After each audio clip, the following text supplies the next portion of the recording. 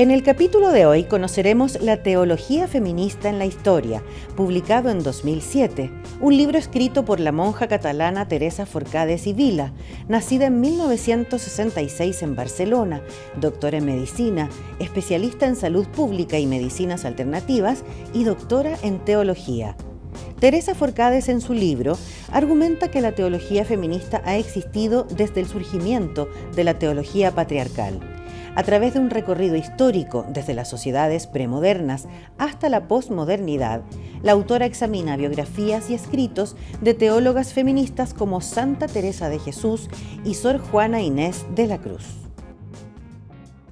Hola a todas y todos, sean muy bienvenidas y bienvenidos a este ciclo de conversaciones en el que las académicas de la Facultad de Filosofía y Humanidades de la Universidad de Chile hemos querido reflexionar sobre lo que estamos escribiendo y leyendo las mujeres en la actualidad. Nos encontramos en la Biblioteca de las Mujeres de la Fundación Prodemu, que pertenece a la red de bibliotecas públicas y que acoge más de 2.500 libros escritos sobre o por mujeres y que nos brinda, por tanto, un lugar muy propicio para llevar a cabo estas conversaciones. Soy Daniela Picón, académica del Departamento de Literatura de la Facultad de Filosofía y Humanidades y directora de Extensión, Comunicaciones y Vinculación con el Medio de la misma facultad. Hoy me encuentro junto a mi colega Bernarda Urrejola, académica del Departamento de Literatura y junto a quien coordinamos el grupo de estudio Indoctas, sobre la escritura y la enseñanza de las mujeres. Hola Bernarda, que seas muy bienvenida a este ciclo y muchas gracias por aceptar esta invitación. Muchas gracias a ustedes. En el capítulo de hoy vamos a conversar sobre un libro escrito por una monja catalana, Teresa Forcades, que se llama La teología feminista. Ya que vamos a hablar de teología, quisiera pedirte que pudieras explicarnos muy brevemente de qué hablamos cuando hablamos de la teología y por qué, según la Teresa Forcades, es necesario hacer una revisión crítica, una revisión histórica sobre la teología desde una perspectiva feminista. Tiene que ver la teología con el feminismo, ¿no? Bueno, esa es la pregunta principal con la que inicia este libro muy interesante, Teología feminista. La teología es el conocimiento de la divinidad y ese conocimiento es por la razón y la razón que ilumina la fe. Entonces es un conocimiento humano, la teología, no es la revelación. Por lo tanto, dentro de ese conocimiento humano, lo que dice Teresa es que al bajar ese conocimiento hacia el mundo terrenal, se ha cruzado con formas de entender la realidad que son humanas y no necesariamente divinas.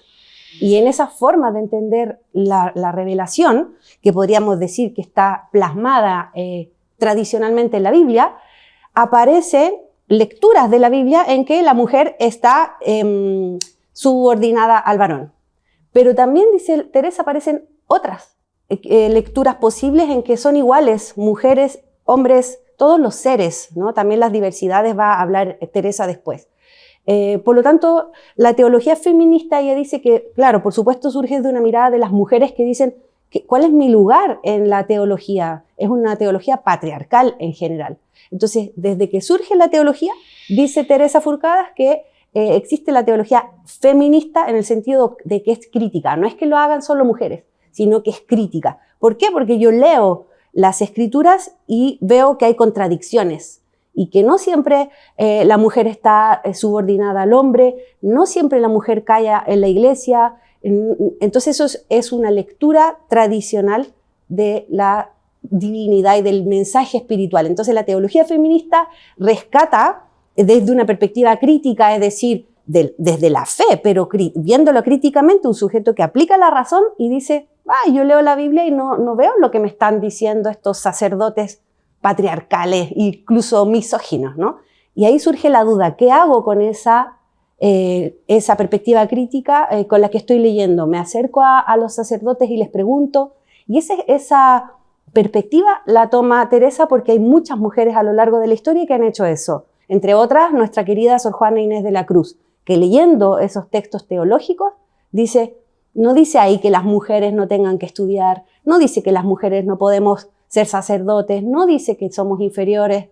¿Qué hago entonces con esa lectura personal de las escrituras? Ahí surge la teología crítica. ¿Y cuál dirías tú que es el aporte o cuál es la diferencia, ¿no? Como entre esta teología patriarcal y la teología feminista? Como tú bien decías, la Teresa Furcades dice, la teología feminista existe desde que existe la teología patriarcal, ¿no? ¿Cuáles son esos rasgos diferentes que tú podrías identificar o quizás darnos algún ejemplo, ¿no? Como, ¿o hay diferencia o más bien se trata de reivindicar una igualdad de las mujeres en el ámbito de la teología? Bueno, lo interesante es que una perspectiva como la de Teresa Furcades hubiera sido considerada herética quizá antes, ¿no? También depende quién lee, en qué momento puede leer. ¿Por qué? Porque implica a lo Lutero decir, yo puedo leer las escrituras personalmente, yo soy una mujer que sabe leer y leo en la Biblia contradicciones, o sea, no es posible que la iglesia diga siempre que, no sé, una persona homosexual es perversa, mala, sucia. Eso no lo dice la Biblia, eso es una interpretación. Y esa interpretación ha perjudicado a las mujeres y sin duda a las diversidades. A todo sujeto que se siente diferente pero que sigue teniendo fe. Eso es lo interesante. La teología feminista no va contra la fe. Es una monja la que escribe este libro. Entonces, ¿cómo mi fe es aplastada por lo que Margaret Fell en el siglo XVII le llamaba los ministros de la oscuridad?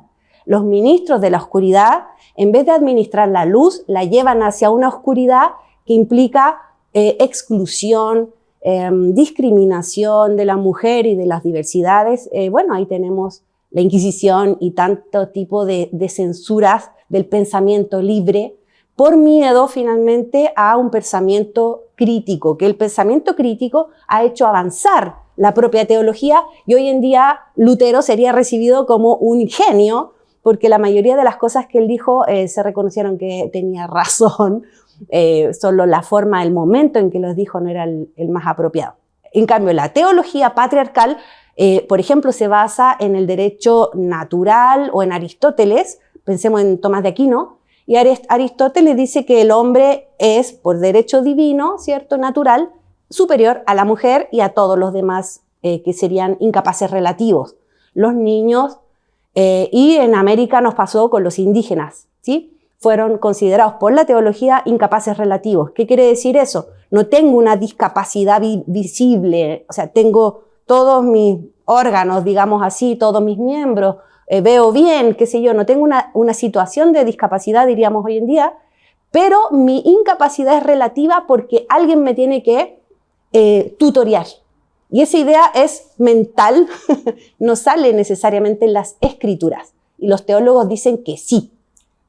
Y esa es la contradicción. Entonces la teología patriarcal busca poner por encima siempre a un varón que tiene que tutorear a estos incapaces relativos, y en el caso del mundo de la conquista fueron los cristianos, el hombre cristiano que tenía que tutorear a estos indígenas que no tenían el conocimiento de la fe. ¿Sí? En vez de estudiarlos a ver cómo son, en vez de tratarlos como iguales, ¿no? Entonces un desafío de la igualdad, de tratar al otro como un igual. Como una sujeta, ¿no? En este caso las mujeres, y no solamente como un objeto. Sí. A mí me parece que una de las cosas más fascinantes de este libro, Bernarda, que nosotras hemos comentado tanto y sobre el cual hemos hablado mucho, porque ha sido un libro muy inspirador para ambas, ¿no? Tú estudias las mujeres coloniales, las religiosas coloniales, la escritura de monjas en Hispanoamérica, y en mi caso también particularmente las místicas medievales. Entonces ambas compartimos ese interés por la escritura de mujeres religiosas, ¿no? Y nos interesan mucho justamente estas perspectivas críticas. Y el libro de la Teresa Furcades, en ese sentido, nos ha iluminado mucho, hemos conversado mucho sobre este libro. Quisiera que después también conversáramos un poquito sobre cómo ha impactado nuestra propia trayectoria académica, investigativa, porque también ha despertado en nosotras muchas reflexiones, ¿no? Pero hay uno de los aspectos que es donde te quiero llevar ahora, que a mí me parecen más fascinantes de este libro. Hay que decir que la Teresa Furcades, claro, hace una revisión histórica, ¿no? Empieza desde la época premoderna y llega, como tú decías, hasta la actualidad, tiñe toda esta reflexión de lo que tiene que ver con las disidencias, que son, digamos, perspectivas que son muy actuales, ¿no? Muy contingentes, son muy interesantes. Y a lo largo de los capítulos, entonces, que tienen esa perspectiva histórica, ella va ejemplificando, argumentando, ¿cierto? Y explicando sus planteamientos a partir de ejemplos concretos de vidas de mujeres que vivieron en distintos contextos históricos, ¿no? Y que se vieron sometidas entonces a esa teología patriarcal en distintos momentos. Dentro de esas historias, que hay que decir que algunas de ellas son fascinantes, ¿no? Como anecdóticas incluso, y que algunas parecen verdaderamente increíbles que hayan sucedido. ¿Cuál escogerías tú hoy día para contarnos y por qué? Bueno, yo escogería dos, pero quiero que una la digas tú porque te encanta. A ver. La de Ana María van Schurman, te gusta mucho. Entonces yo voy a escoger, o voy a introducir a Ana María para que sepan quién es, y Dani va a poder hablar de ella porque es muy interesante, muy. Yo voy a elegir a Sor Juana Inés de la Cruz porque es la que es más cercana al contexto de lo que yo trabajo, del México del siglo XVII. Sor Juana precisamente ejercitaba la inteligencia y el saber en un contexto que no estaba permitido la distancia de la que ella finalmente logró tener de lo que es un modelo de religiosa. La religiosa, por definición, tiene que estar sometida no solo al varón en términos paradigmáticos, sino a otros religiosos y, en definitiva, al obispo, que es como el obispo o el arzobispo según el lugar. Entonces, Sor Juana, el problema que tuvo Sor Juana es que empezó a ejercer, sin saberlo, por supuesto, esta teología crítica. Y decía, ¿por qué sucede? ¿Por qué me dicen que determinado teólogo es un maestro aristotélicamente hablando? Yo encuentro que no están tan bien hechos sus argumentos, tiene algunos problemitas por ahí y por acá. Y sobre todo, ¿por qué no se puede estudiar? ¿Por qué las mujeres no podemos estudiar? Bueno, Sor Juana empezó a ejercer esta mirada crítica y, entre otras cosas, tuvo varios problemas, pero uno de esos, no un problema, pero un cambio de situación fue tener que estar en la cocina, ¿no? En la cocina para que la revolviera un poco menos, revolviera otras cosas, ¿no? La comida. Y Sor Juana decía, es que ya, ok, estoy en la cocina, pero yo estoy haciendo un huevo y pienso en la física, en la relación entre una materia licuada o licuosa y cómo se transforma en sólida, y eso yo no puedo evitar, no necesito un libro para pensar así. Esto soy yo leyendo a Sor Juana, obvio. Y entonces en un minuto decía, bueno, si Aristóteles hubiera guisado, mucho más hubiera escrito porque hubiera entendido otra dimensión de la realidad. Y eso es lo que a mí me interesa, porque esa dimensión de la realidad que falta en las teologías patriarcales es la dimensión de la experiencia. Y esa experiencia muchas veces va contra esta teología patriarcal sin quererlo porque no la identifica, no se refleja en ella.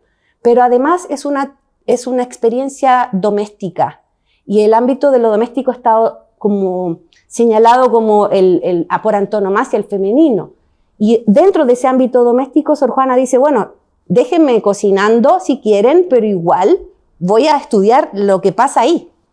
Dentro de en ese sentido, la historia de ella a mí me gusta mucho porque se junta desde un lugar muy distinto con el de Ana María van Schurman, porque Ana María van Schurman era amiga de René Descartes, el padre de la filosofía moderna.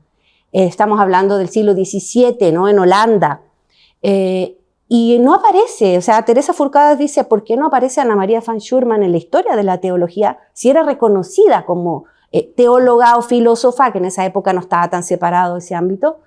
¿Y por qué no es reconocida? O sea, la historia de la filosofía, la historia de la teología, no solo la teología, sino la historia que hace ese después, también resulta ser patriarcal.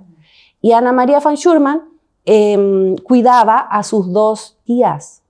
Ella tenía esta experiencia doméstica que le impedía dedicarse profesionalmente, diríamos hoy. Entonces René Descartes le dice, Ana María, tú eres la única que ha entendido mi filosofía, tú y otra amiga más, pero ¿por qué no te dedicas a la filosofía? Tú tienes cerebro, un cerebro masculino, podríamos decir que le está diciendo. ¿Por qué no te dedicas a la filosofía? Y ella dice, no puedo, tengo que cuidar a mis tías. Entonces, lo doméstico, la experiencia, el cuidado es fundamental en esta experiencia de la teología crítica, ¿sí? Y creo que ahí tú puedes ver ese episodio que te gustaba a ti de cuando ella accedió a estudiar. Sí, pues accedió a estudiar. Hay que, complementando lo que tú decías, Bernarda, estas dos mujeres que además estaban como consideradas, muy bien consideradas por René Descartes, ¿no? en el ámbito filosófico, dieron vuelta, ¿no? Revirtieron en ese sentido el pienso y luego existo, y le contestaban en sus cartas a René Descartes: ¿qué es esto del pienso y luego existo? Primero existo y luego pienso, en esa imbricación que, como tú bien decías, que puede ser muy beneficiosa, ¿no? Para la filosofía y en este caso la teología, del vivir y el pensar, ambas cosas, ¿no? Eso está muy presente también, y hay ejemplos muy bonitos en las místicas medievales, como no pensar aquí la Ángela de Foligno, una mujer italiana del siglo XIII, que por cierto no está citada por la Teresa Forcadas, ¿no? Pero que dictaba sus libros, su memorial, que en el fondo es una autobiografía, ¿no? Ella está construyendo también su mirada filosófica y teológica del conocimiento de Dios a partir de la experiencia vivida, y lo hacía mientras lavaba lechugas, ¿no? Mientras lavaba lechugas. Y claro, como tú mencionabas, la Ana María van Schurman es una de las anécdotas que quizás más llama la atención de este libro que nos relata la Teresa Forcadas. Ella decidió ir a la universidad, fue apoyada por su familia para poder asistir, pero sin embargo tuvo que hacerlo detrás de una cortina. Su nombre no figuraba dentro de la lista de asistentes, no podía acceder a que la calificaran, ni menos a un título. Entonces esta imagen de esta mujer, ¿no? Que era tan inteligente, y que por cierto tenía toda la capacidad para estar ahí en el ámbito universitario, escondida detrás de una cortina, es muy, muy potente, ¿no?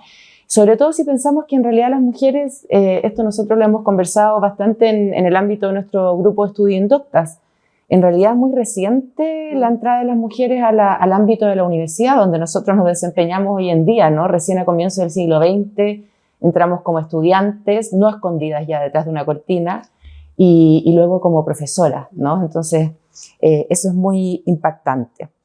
Bernarda, y en ese sentido, quisiera preguntarte si nosotros llevamos este libro de la Teresa Forcadas a la actualidad, ¿no? Y particularmente a las reflexiones que también a ti te ha despertado este libro.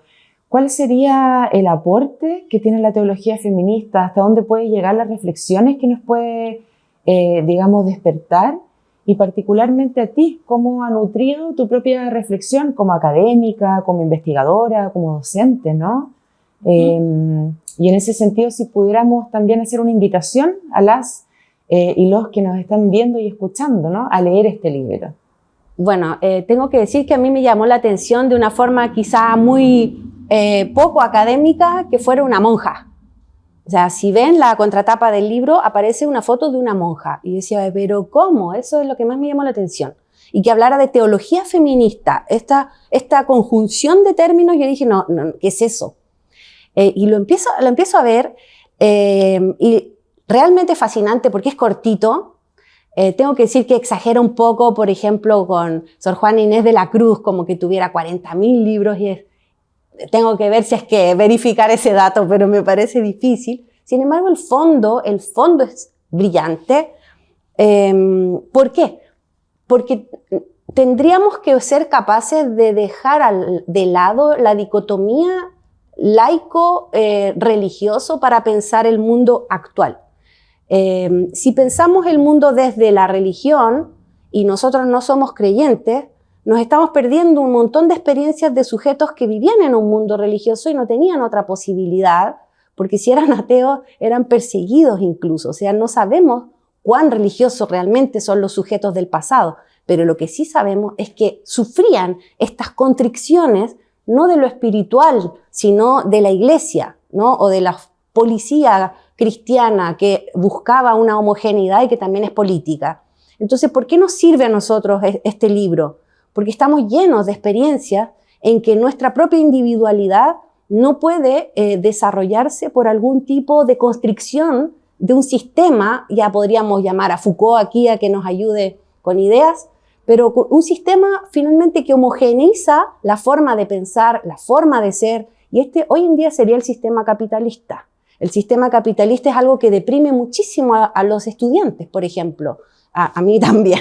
Me deprime profundamente porque la tiranía del individuo que establece el capitalismo es una tiranía que finalmente muestra unos modelos de ser que no son necesariamente los que tenemos en nuestra experiencia. Entonces yo me siento un sujeto distinto, raro, y no cuadro, y empiezo a buscar mi nicho, ¿cierto? Entonces lo que diría Teresa es, bueno, La teología feminista te permite ver sujetos antiguos, anteriores a ti, que han sentido eso. Claro, con Dios, con la religión católica, pero también lo puedes sentir con un sistema heteronormado, por ejemplo, o un sistema de cómo se debe ser madre, cómo debo ser un ciudadano, miles de cosas con las cuales yo quizás siento que es un molde desagradable para mi forma de ser, pero en el cual yo puedo aportar. Y ahí lo interesante es que Teresa dice, claro, el individuo, el sujeto, porque tiene una subjetividad, el sujeto se plantea frente a un sistema que lo constriñe y quizás se quiere replegar, pero podría ser que él encontrara a otros que están en su misma situación. Y eso es lo que ella plantea, la solidaridad. No podemos seguir estando en la tiranía de un individuo solo, porque todas estas mujeres que ella propone, estaban solas finalmente. Y al estar solos, los sujetos que miran críticamente el sistema, que se ve como imposible de cambiar, se quedan solos o son aplastados por ese sistema. Por lo tanto, tenemos que buscar esa solidaridad. Siempre la comunidad, ver cómo están los otros, no perder el diálogo, ¿sí? Hablar con los demás.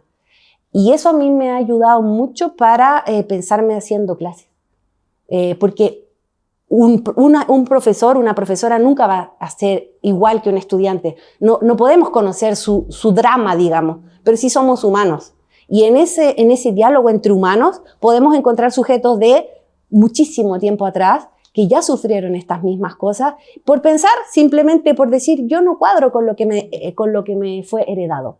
Entonces es una invitación a pensar, a atreverse a pensar diferente y al proponer algo diferente, buscar mis pares en solidaridad, en comunidad, para ver si logramos un cambio. Suena como utópico, pero es súper importante pensarlo así, la teología crítica. Si no, simplemente es un sujeto que está a merced de ser aplastado por un sistema homogéneo. Entonces, buscar en un otro y ver cómo yo, con ese otro, obtengo y recibo y entrego elementos que nos dan una posibilidad de existir. Sí, en ese sentido estaba pensando en esa definición que la propia Teresa Forcades realiza de la teología feminista, que dice que es una teología de la liberación, ¿no? Me parece que eso es muy, muy elocuente. De hecho, nosotras en el grupo Indoctas hemos decidido llamarnos así justamente para interpelar y utilizar esta noción que utilizaba la Hildegard de Bingen en el contexto del siglo XII, que es el momento cuando están surgiendo las universidades, ¿no? Para decir de sí misma que era una mujer indocta en el sentido medieval del término, porque ella sabía mucho, ¿sí? Manejaba sin duda lecturas, libros, pero sin embargo ella quiere aludir a una forma de conocimiento y a una forma de transmitir, como tú decías, el conocimiento que son distintas a aquellas que le mostraba la cultura erudita, que en ese momento es la cultura patriarcal, ¿no? De los hombres. No había otra cultura todavía en la Edad Media prácticamente, ¿no? Bueno, muchas gracias, Bernarda. Estamos llegando al final de este capítulo. Agradezco a la profesora Bernarda Urrejola, académica del Departamento de Literatura de la Facultad de Filosofía y Humanidades, por habernos acompañado en esta conversación hoy día. Muchas gracias, Bernarda. Muchas gracias, Daniela, por haberme invitado a esta interesante entrevista y conversación. En realidad, los dejo a todos y a todas invitadas a leer este libro. Realmente es fascinante, les va a abrir la cabeza, les va a abrir la mente y quizá les dé alguna idea en la cual no habían pensado. Así que muchísimas gracias por esta conversación. Les invitamos entonces a visitar la Biblioteca de las Mujeres de la Fundación Prodemu. Recordarles que esta biblioteca pertenece a la red de bibliotecas públicas que pueden venir a conocer aquí en el centro de Santiago. Además, contarles que la teología feminista de la Teresa Forcades que tenemos aquí, a partir de hoy día va a formar parte del catálogo de la Biblioteca de las Mujeres, la Facultad de Filosofía y Humanidades, como una manera de agradecer, ¿cierto?, este gesto de acogida de la biblioteca. Ha querido donar los ejemplares de todos los libros de los cuales vamos a estar hablando en este ciclo, además para que queden a su disposición, ¿no? Llegamos entonces al final de este capítulo en el que las académicas de la Facultad de Filosofía y Humanidades estamos reflexionando sobre lo que escribimos y leemos las mujeres hoy día. En nombre del equipo de Humanidades TV, del equipo audiovisual de la Dirección de Extensión, Comunicaciones y Vinculación con el Medio, les agradecemos su interés, su atención Y les invitamos también a seguirnos a través de nuestros canales UChile TV, la Radio Universidad de Chile y el YouTube de Humanidades TV, Humanidades TV UChile. Que estén muy bien y muchas gracias.